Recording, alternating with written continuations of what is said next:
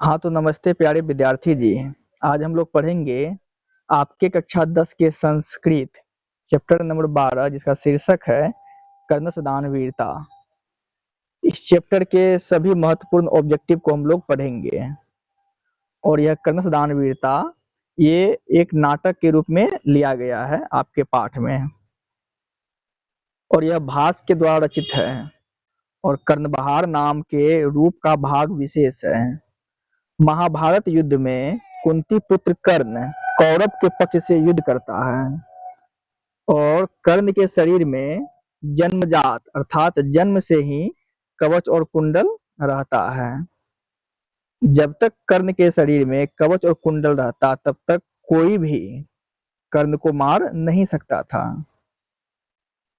इसीलिए अर्जुन की सहायता के लिए इंद्र छल पूर्वक कर्ण से दान के रूप में कवच और कुंडल को ग्रहण करता है और भास के द्वारा रचित टोटल 13 नाटक है जिसमें कर्णभार जो है अत्यंत ही सरल है। आइए हम लोग इसके ऑब्जेक्टिव को देखते हैं। पहला ऑब्जेक्टिव है कर्ण सदान वीरता पाठ में अविहा अविहा किसकी उक्ति है। तो ये शक्र की उक्ति है। शक्र हम कहते हैं इंद्र को ही और इंद्र जो है वो ब्राह्मण के रूप में प्रवेश करता है।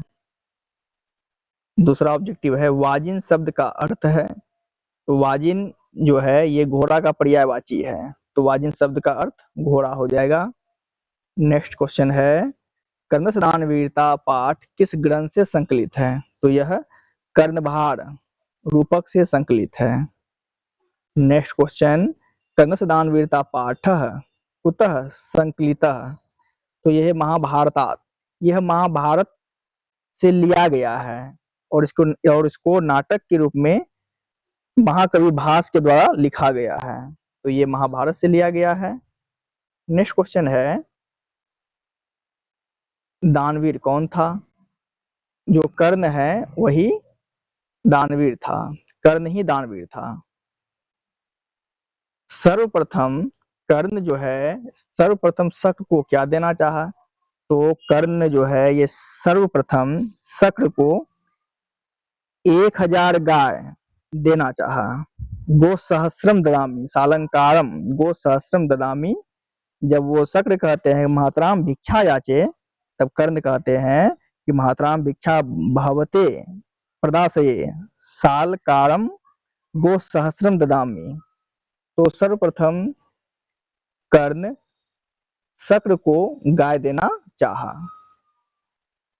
महात्राम भिक्षा याचे यह किसकी उक्ति है। ऐसा किसने कहा। महान भिक्षा की याचना करता हूँ। ये शक्र की उक्ति है अर्थात इंद्र की उक्ति है। कर्ण दान वीरता पाठ में न दातवयम नहीं दीजिए नहीं दीजिए ऐसा किसने कहा। ये शल्य ने कहा था। ये बहुत ही इंपॉर्टेंट क्वेश्चन है। ऐसा न दातवयम ऐसा शल्य ने कहा था। ब्राह्मण के वेश में कौन प्रवेश करता है। ब्राह्मण के वेश में शक्र प्रवेश करता है। कर्ण किस देश का राजा था।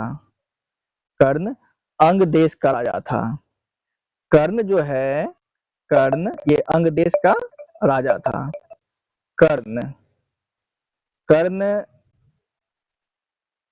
सूर्य पुत्र था। लेकिन जब आपसे पूछा जाएगा कि कर्ण किसका पुत्र था तो आपको ऑप्शन में कुंती पुत्र को ही मारना है क्योंकि इसमें ये तो सूर्य पुत्र थे ही और ये अंग देश के राजा थे। अंग देश के राजा थे। ये दुर्योधन के मित्र थे और ये कुंती के पुत्र थे। तो कर्ण किस देश का राजा था। तो हम लोग इसमें याद रखेंगे कर्ण अंग देश का राजा था। नेक्स्ट क्वेश्चन है कर्ण के पास भिक्षा मांगने कौन आए। कर्ण के पास भिक्षा मांगने इंद्र आते हैं। शक्र ने कर्ण से छल पूर्वक क्या ले लिया। छल पूर्वक कवच और कुंडल। ये शक्र छल पूर्वक कर्ण से कवच और कुंडल को ले लेता है। इंद्र किस रूप में कर्ण के इंद्र ब्राह्मण के रूप में कर्ण के समक्ष आया। भवंत महमेव नमस्करोमि ऐसा कर्ण ने कहा। जब ब्राह्मण के रूप में शक्र प्रवेश करता है तो कर्ण कहते हैं भवन् महमेव नमस्करोमि। कर्ण शक्र को चौथी बार क्या देना चाहा? कर्ण शक्र को चौथी बार सोना देना चाहा। सोना अर्थात कनक। नेच्छामि नेच्छामि किसने बार बार कहा? नहीं चाहिए नहीं चाहिए, ऐसा शक्र ने बार बार कहा। उसे तो कवच और कुंडल चाहिए था, और कर्ण कहते हैं, कर्ण पहली बार उसे गाय देना चाहते हैं, दूसरी बार उसे घोड़ा देना चाहते हैं, तीसरी बार उसे हाथी देना चाहते हैं, चौथी बार सोना देना चाहते हैं। इस प्रकार से तो उसको ये तो चाहिए ही नहीं, उसे तो कवच और कुंडल चाहिए था। इसलिए शक्र बार बार नेच्छामि नेच्छामि कहता है कि ये सब नहीं चाहिए नहीं चाहिए। इंद्र ने कर्ण से छल क्यों किया? तो अर्जुन की सहायता के लिए इंद्र कर्ण से छल करता है। कर्ण भार रूपक के रचनाकार कौन है? महाकवि भास जी हैं। अंगराज किसे कहा गया है? अंगराज कर्ण को कहा गया है। शक्र किसका नाम है? तो शक्र इंद्र का ही नाम है, इंद्र को ही शक्र कहते हैं। कर्णस दान वीरता पाठ में ददातु ददातु किसका कथन है? तो ये शक्र का कथन है। पहले तो शक्र कहते हैं नेच्छामि नेच्छामि, नहीं चाहिए नहीं चाहिए। फिर जब कर्ण अपना कवच और कुंडल जब देने लग जाते हैं, तब ये कहते हैं ददातु ददातु। अत्यंत ही खुश होकर के ये कहते हैं कि ददातु ददातु। कर्ण किसके पक्ष से युद्ध करता था? कर्ण कौरव के पक्ष से युद्ध करता था। वार्णः पद का अर्थ होता है, हम लोग याद रखेंगे, वार्णः का अर्थ होता है हाथी। कर्ण किसको नमस्कार करता है? इंद्र को नमस्कार करता है, जो कि ब्राह्मण के वेश में आते हैं।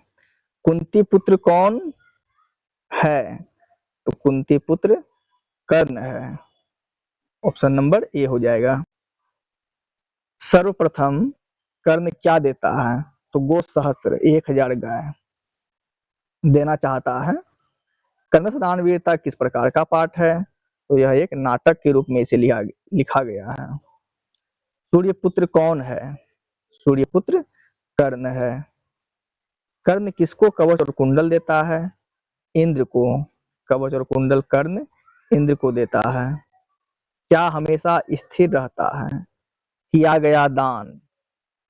इस संसार में सबका नाश हो जाएगा, लेकिन जो किया गया दान है वो हमेशा स्थिर रहता है। धर्मो ही यत्ने डैश गुना धारनते श्लोक किस पाठ से लिया गया है? तो यह कर्णस दान वीरता पाठ से लिया गया है। देवता और असुरों द्वारा क्या भेदने योग्य नहीं है? तो कवच, इसमें ऑप्शन में कवच है तो कवच को ही मारेंगे, लेकिन कवच और कुंडल अगर आता है तो कवच कुंडल को मारेंगे, कवच है तो फिर कवच को। जब तक कर्ण के शरीर में कवच रहता तब तक उसे कोई भेद नहीं सकता था उस कवच को। कवच कुंडल के साथ किसका जन्म हुआ था? तो हम सभी जानते हैं कि कर्ण का जन्म हुआ था कवच और कुंडल के साथ में। तो भी हम लोगों ने आपके कक्षा 10 के 12वां चैप्टर कर्णस दान वीरता के संपूर्ण ऑब्जेक्टिव को भी हम लोगों ने पढ़ा। इससे संबंधित जो भी ऑब्जेक्टिव आएगा लगभग इसमें कवर किया गया है। ठीक है, मिलते हैं फिर। इसके बाद वाला जो चैप्टर है अध्याय 13 त्रयोदश पाठ विश्व शांति, इसके ऑब्जेक्टिव को मैं लेकर आऊंगा। तब तक के लिए आप लोग अच्छे से तैयारी करते रहें।